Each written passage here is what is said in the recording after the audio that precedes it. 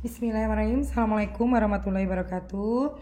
Alhamdulillah kita bertemu lagi ya dalam perkuliahan analisis data kuantitatif.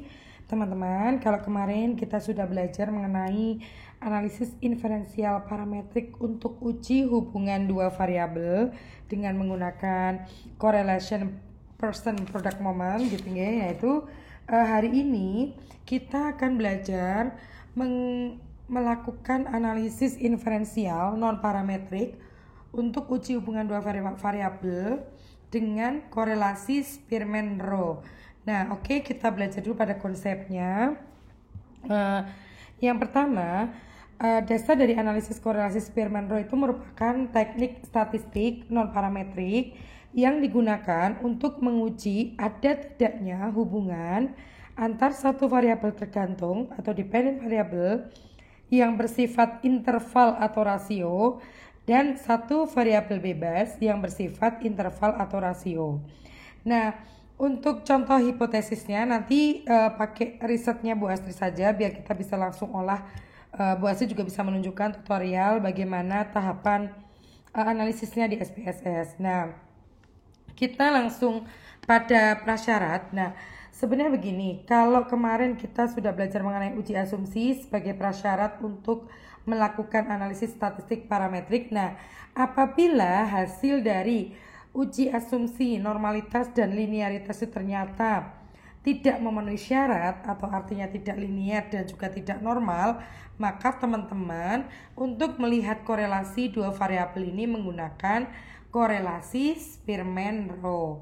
Dan ini juga yang non parametrik ini apabila teman-teman melakukan riset dengan jumlah subjek penelitian di bawah 30 dengan ingin melihat atau menguji hubungan dua variabel, maka teman-teman bisa menggunakan korelasi Spearman-Rho. Oke, gitu ya. Nah, untuk keputusannya gitu ya. Untuk keputusannya itu sama dengan keputusan di kemarin itu di uji hubungan di dua variabel person product moment ataupun uji hipotesis sebelumnya, yaitu di mana nilai P atau signifikansi yang kurang dari 0,05 artinya berarti hipotesisnya diterima, sedangkan yang P-nya lebih dari 0,05 maka hipotesisnya ditolak. Oke, ini nanti videonya cukup singkat ya karena ini materinya lebih sederhana daripada kemarin yang Bu Astri jelaskan mengenai parametrik yang korelasi person product moment itu kan ketika sudah diterima hipotesisnya maka harus menggunakan analisis lanjutan untuk melihat seberapa besar pengaruhnya. Sedangkan di signifikansi ini di korelasi Spearman-Rho ini kita tidak perlu melakukan uji selanjutnya. Oke, kita praktekkan saja dan langsung kepada hipotesisnya Bu Astri. Nah, kita masih sama ya teman-teman, kita menggunakan hipotesis. Nah, kita sekarang coba menggunakan hipotesis yang kedua, yaitu kita pakai H alternatif ini.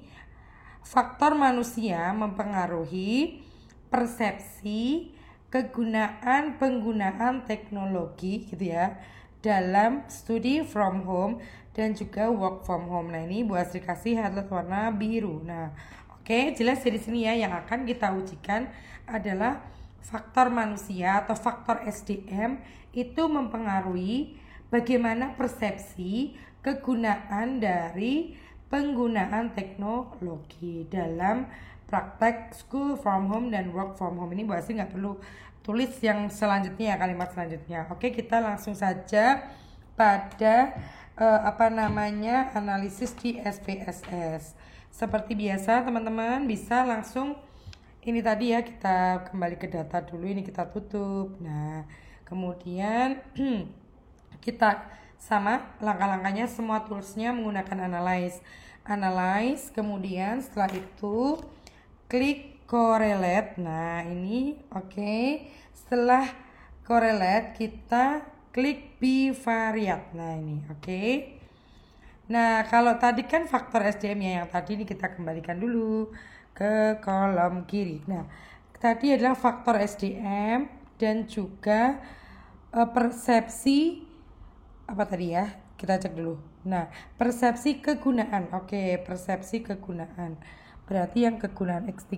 X3 dan X1 kita pindah ke kotak kanan. Oke, nah setelah itu, setelah kita memasukkan variabel yang akan kita uji, kemudian kita langsung masuk ke ini correlation coefficient ini.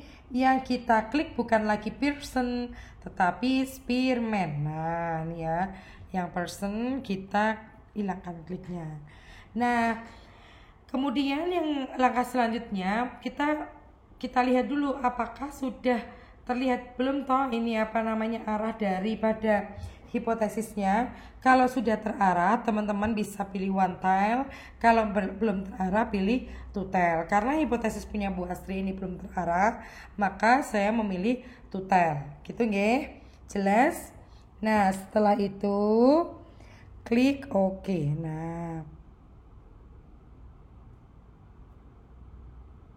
Nah, oke.